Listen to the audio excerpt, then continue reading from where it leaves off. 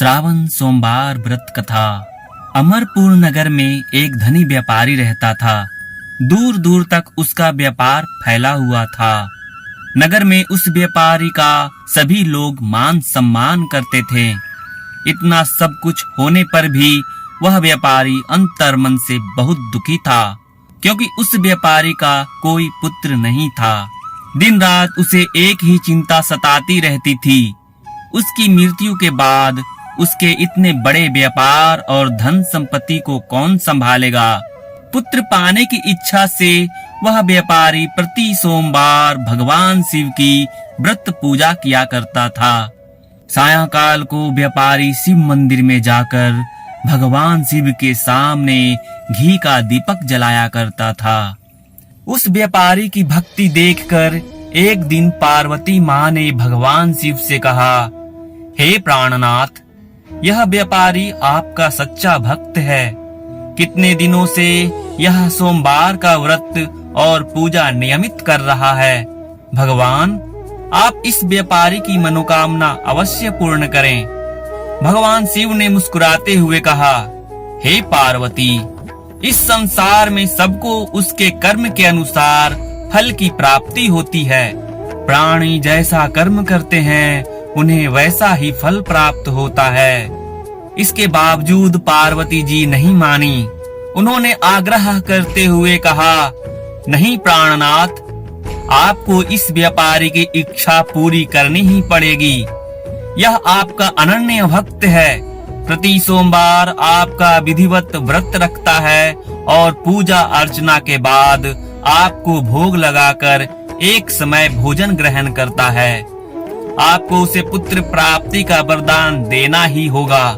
पार्वती जी का इतना आग्रह देखकर भगवान शिव ने कहा, तुम्हारे आग्रह पर मैं इस व्यापारी को पुत्र प्राप्ति का वरदान देता हूँ, लेकिन इसका पुत्र 16 वर्ष से अधिक जीवित नहीं रहेगा।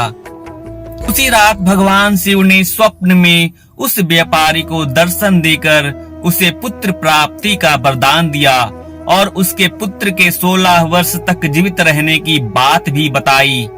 भगवान के वरदान से व्यापारी को खुशी तो हुई, लेकिन पुत्र की अल्पायु की चिंता ने उस खुशी को नष्ट कर दिया। व्यापारी पहले की तरह सोमवार का विधिवत व्रत करता रहा।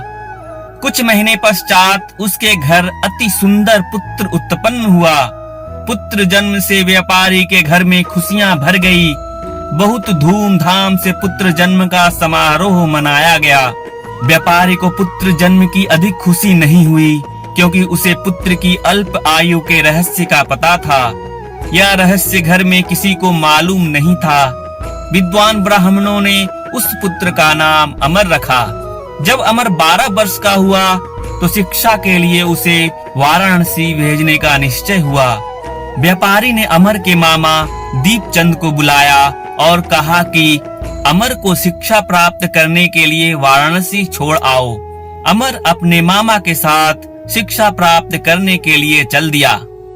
रास्ते में जहाँ भी अमर और दीपचंद रात्रि विश्राम के लिए ठहरते, वहीं यज्ञ करते और ब्राह्मणों को भोजन कराते थे। लंबी यात्रा के बाद अमर और दीपचंद एक नगर में पहुँचे। उस नगर के राजा की कन्या के विवाह की खुशी में पूरे नगर को सजाया गया था। निश्चित समय पर बारात आ गई, लेकिन वर का पिता अपने बेटे के एक आंख से काने होने के कारण बहुत चिंतित था। उसे इस बात का भय सता रहा था कि राजा को इस बात का पता चलने पर कहीं वह विवाह से इनकार ना कर दे, इससे उसकी बदनामी होगी। वर के पिता ने अमर को देखा तो उसके मस्तिष्क में एक विचार आया। उसने सोचा, क्यों ना इस लड़के को दूल्हा बनाकर राजकुमारी से विवाह करा दूं। विवाह के बाद इसको धन देकर विदा कर दूंगा और राजकुमारी को अपने नगर में ले जाऊंगा। वर के पिता ने इसी संबंध में अमर और दीपचंद से बात की। दीपचंद ने धन मिलने के लालच में वर के पिता की बात स्वीकार कर ली। अमर को दूल्हे के वस्त्र पहनाकर राजकुमारी चंद्रिका से विवाह करा दिया गया। राजा बहुत सा धन देकर राजकुमारी को विदा किया।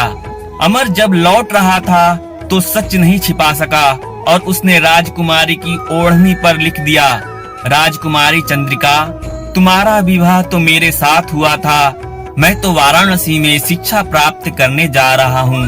अब तुम्हें जिस नवयुवक की पत्नी बनना पड़ेगा वह कान्हा है। जब राजकुमारी अपनी ओढ़नी पर लिखा हुआ पढ़ा तो उसने काने लड़के के साथ जाने से इनकार कर दिया। राजा सब बातें जानकर राजकुमारी को महल में रख लिया। उधर अमर अपने मामा दीपचंद के साथ वाराणसी पहुंच गया। अमर ने गुरुकुल में पढ़ना शुरू कर दिया। जब अमर की आयु 16 वर्ष पूरी हुई तो उसने एक यज्ञ किया। यज्ञ की समाप्ति पर ब्राह्मणों को भोजन कराया और खूब अन्न वस्त्र दान किए। रात को अमर अपने शयन कक्ष में सो गया। शिव के वरदान के अनुसार शयनावस्था में ही अमर के प्राण पखेरु उड़ गए। सूर्योदय पर मामा अमर को मृत देखकर रोने पीटने लगा। आसपास के लोग भी एकत्र होकर दुख प्रकट करने लगे। मामा के रोने विलाप करने के स्वर समीप से गुजरते हुए भगवान शिव और माता पार्वती ने भी सुने। पार्वती जी ने भगवान से कहा, प्राणनाथ, मुझसे इसके रोने के स्वर सहन नहीं हो रहे। आप इस व्यक्ति के कष्ट अवश्य दूर करें।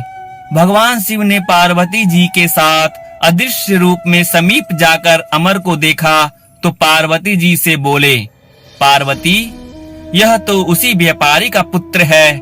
मैंने उसे 16 वर्ष की आयु का वरदान दिया था। इसकी आयु तो पूरी हो गई।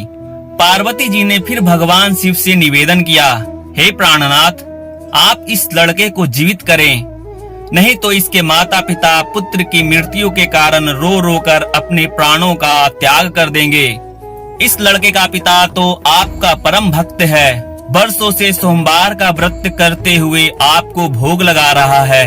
माता पार्वती के आग्रह करने पर भगवान शिव ने उस लड़के को जीवित होने का वरदान दिया और कुछ ही पल में वह जीवित होकर उठ बैठा। शिक्षा समाप्त करके अमर मामा के साथ अपने नगर की ओर चल दिया। दोनों चलते हुए उसी नगर में पहुँचे जहां अमर का विवाह हुआ था। उस नगर में भी अमर ने यज्ञ का आयोजन किया। समीप से गुजरते हुए नगर के राजा ने यज्ञ का आयोजन देखा। राजा ने अमर को तुरंत पहचान लिया। यज्ञ समाप्त होने पर राजा अमर और उसके मामा को महल में ले गया और कुछ दिन उन्हें महल में रखकर बहुत सा धन वस्त्र देकर राजकुमारी के साथ विदा किया। रास्ते में सुरक्षा के लिए राजा ने बहुत से सैनिकों को भी साथ भेजा। दीपचंद ने नगर में पहुंचते ही एक दूत को घर भेजकर अपने आगमन की सूचना भेजी। अपने बेटे अमर के जीवित वापस लौटने की सूचना से व्यापारी बहुत प्रसन्न हुआ। व्यापारी ने अपनी पत्नी के साथ स्वयं को एक कमरे में बंद कर रखा था।